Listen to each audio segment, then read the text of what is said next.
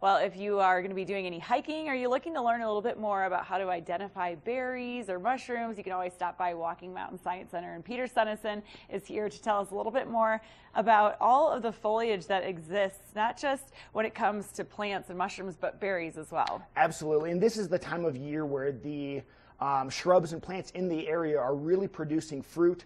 Kind of late summer, it's that time to get their seeds out there, make them available for all the animals, and hopefully the animals will do their responsibility and help spread the seed. So there are tons of berries out there, and I thought I'd bring in a couple varieties that folks will see, kind of regularly on the trailer, even some of these in town, just to talk about what they are and who's looking for them and who's eating them. Now, I was asking you, picking your brain a little bit before we got into the interview, just wondering, how do we tell what is edible, what's not edible? Because some of them are pretty darn close. Absolutely, and that's kind of the one rule. There's no easy trick where all for example, all white berries are poisonous. There's no kind of universal rule like that. My one piece of advice for folks is, if you're not 100% sure, don't eat it. Mm-hmm. It's something that it's potentially going to be really delicious, and add something to your morning granola. It also could be potentially something that keeps you close to the restroom for the next few days, or something even worse. Exactly. So really, take a guidebook with you, and then spend time out in the woods practicing and identifying some of the shrubs, some of the berries. Do you guys have a class? Because we were kind of talking about that Into the Wild movie. He has a book. He can't tell if the berry's right or wrong. He eats it anyway, and it was wrong. Right. So, we do host a variety of kind of informal classes throughout the summer. Just last week, we had our mushrooming program where we had mycologists come in and help, teach how to identify different mushrooms. What I would, tell folks out there, if you're see berries, you see shrubs that you are interested in, take a picture, shoot us an email, and we'd be happy to, kind of help identify, or at least point in the right direction to what you're seeing, whether or not it's edible. But again, if you're not 100% sure, don't do it. Don't eat it. So tell me about what you brought us today. So a couple things, and this is one that you'll be seeing, people will see in town.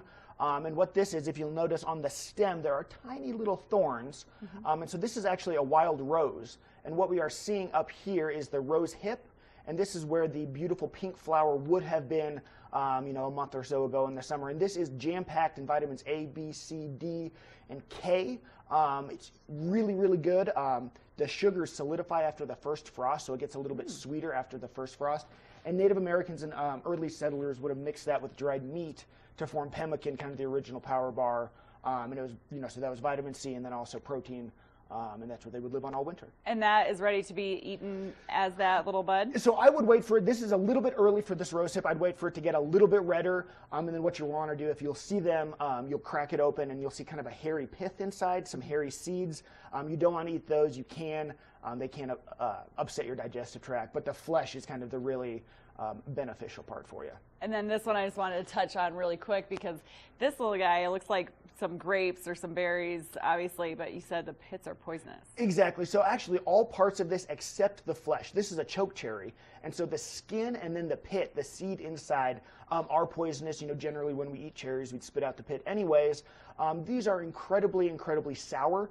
So they will suck all the moisture out of your mouth, but they are delicious if mixed with plenty of sugar. So folks are out there picking these, making syrups, all kinds of other delicious ice cream toppings. Oh, yummy. Well, I'm so glad that you came in to talk a little bit about this. And again, I said I want to take that class. I want to come by Walking Mountain Science Center. It's a great asset and a great skill to know, but you have to know before you go. You have to know, the bears are going to eat these regardless. It's great to come in and talk to someone and let you know if we can eat them as well. Well, thank you so much, Peter. I appreciate you coming in today. And it's walkingmountains.org to get more information about the classes. And also, if you want to send over an email, if you see something that maybe you are looking to pick and eat, then like Peter said, send over an email to Walking Mountain Science Center, and they would be happy to answer that question for you. Now, coming up next, we're going to check in with Ashley and more Epic Morning. But first, a look at your local forecast.